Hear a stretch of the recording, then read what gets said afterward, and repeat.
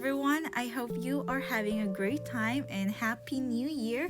Crossing my finger right now, hoping that 2021 will be better than last year because last year was pretty difficult. And I bet it tired us out in so many levels. So if you feel like you need to take a break, take that break.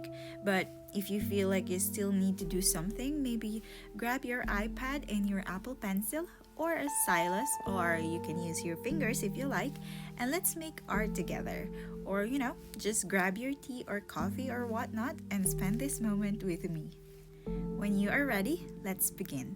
Open the Procreate app, and the dimensions of the canvas that I am using is 3500 pixels by 3000 pixels. I will be showing on the screen the hexadecimal code of the colors that I will be utilizing on this tutorial. Let's select our first color and tap the selection icon, and let's use the rectangle option. Select a rectangle on the upper 1/3 of the canvas, then drag the color in that selection or just tap the color fill option. Let's do that again on the middle part of the canvas with an orange color. Select the area you want to color and then drag the color in the area. And lastly, let's repeat the process, but this time with pink on the lowest 1/3 of the canvas. When that is done, let's tap on the adjustment menu and tap Gaussian blur.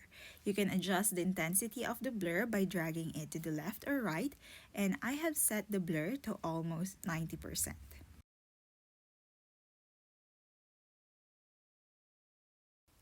Now let's create a new layer.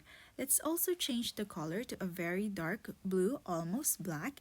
And also the brush that we are going to use is the Studio Pen under inking in the brush library. Let's create our first mountain and fill that in with color. Then let's create a new layer again for another mountain here in the middle right area.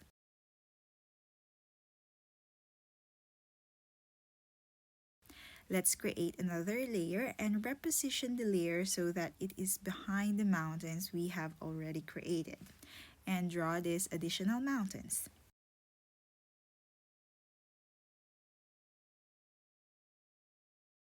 You can hide your layers by tapping this checkbox. Let's create a new layer above the layer of this first mountain we drew, and tap the thumbnail of the new layer and select the clipping mask. Let's draw an area on the mountain and let's make that lighter in color. To add some more details, let's create a new layer and just like before, turn on the clipping mask. Let's also turn back the color to the dark blue. On this layer, create this kind of shadow so that the mountain does not look flat.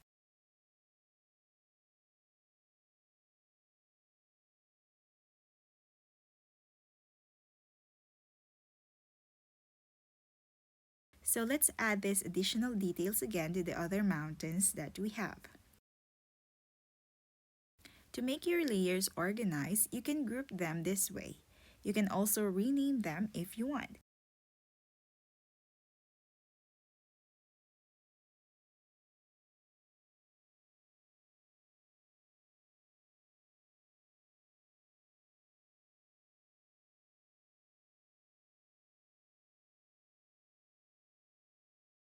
Hopefully, you are done adding these details now.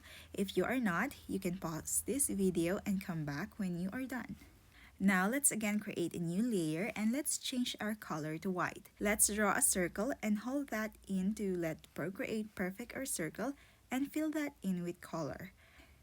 I want to have a crescent moon, so using the eraser tool with the monoline brush under calligraphy, I am drawing a circle which is a little bit smaller than my first circle. And then just erase the remaining part which are not needed for our crescent moon. You can also resize the moon using the arrow icon here. Now I am going to group the moon and the mountains together like this. Then hide this group. Then create a new layer where we will draw the window part. First, let's change the color to this one and then tap the actions icon and turn on the drawing guide. I am going to be using the 2D grid in the grid size of 552 pixels. And when that is set, tap Done. On the thumbnail of our current layer, tap on it and select the Drawing Assist. let's draw a square for the outline of our window. On the outer part of the square, let's fill that in with this color. Let's create a new layer again and draw this cross on the middle of our window. If you want to use the drawing guide, you can do so, but for me, I am turning it off. To draw a straight line, you just need to hold it and using your other hand, hold the screen or tap on the screen. Procreate will automatically set what you draw to a straight line. Now on the Layers menu, let's duplicate this layer and recolor it to a lighter one. Then tap the arrow icon to resize and reposition the element of this layer.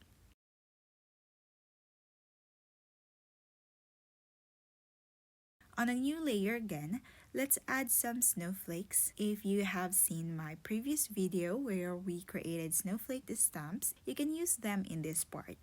If you haven't, you can go to that video now and create the stamps. It is very easy, so it won't take a lot of time. Or you can draw each snowflake here. Another option is to just use a regular brush and use it as the stamps and vary the sizes and opacity. Also, make sure that this layer containing the snow is behind the layers of the window.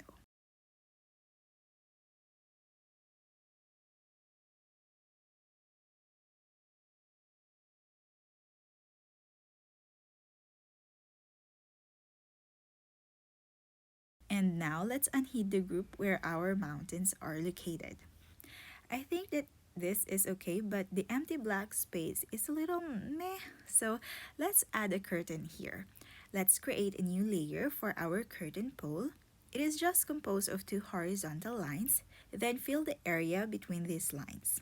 If you want, you can use another layer and activate the clipping mask. Then select a darker color compared to the color we used for the pole.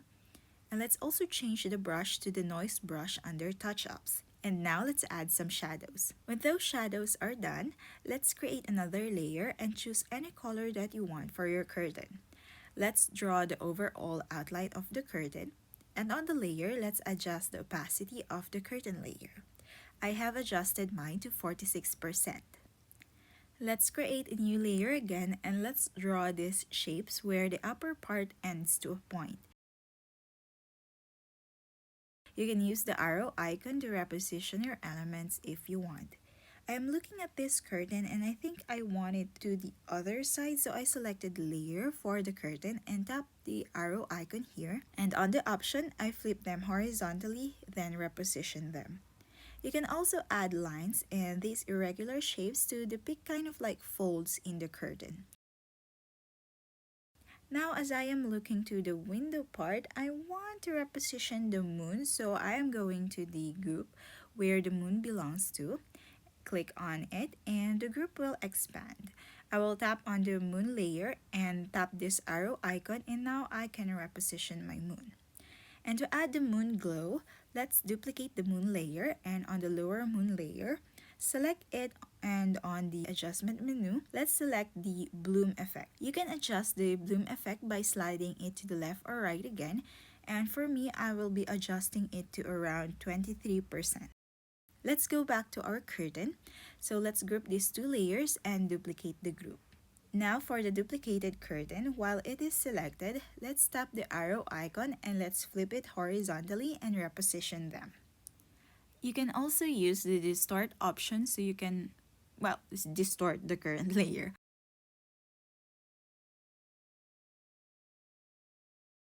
You can also add additional lines for added details if you like.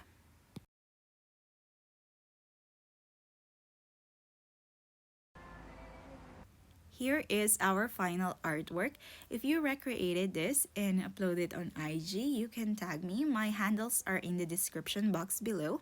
If you enjoyed this video, you might also like these other ones. So see you next time. Bye!